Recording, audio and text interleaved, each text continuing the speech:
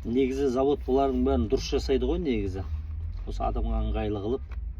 Бірақ адамдардың аяғының өзі ыңғайсыз болады да. Мынаған келмейді аяқтары ше. Сонымен мынаны биік дейді аяғыма. Соны кесіп таса дейді. Мен кожаны қалдырдым да, кожаның түбіне тақап тұрып, айналдырып кесіп тасадым.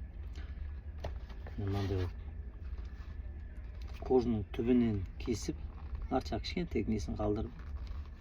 Сөйтіп мынандай астына резинка, яғни несіре үшін жасап тастадым. Мына резинка ғой. Мына алды жағынан, мына өкше жағынан несіре үшін. Мына өкше жағында болса тез желініп кетеді да, мынамен желінбейді, мына несіре үшін. Осыны жасаймыз. Міне көрсетейін. Міне. Мынау қалың болып тұр, мынада жоқ почти. Жасалған ол. Заводской сияқты білінбейді даже. Өзінікіндей материал. Түп-түзу осылай тұрады. Кәдімгі 1 сантиметр кесіп алып тастадым ғой, аяққа ыңғайлы болып қалды.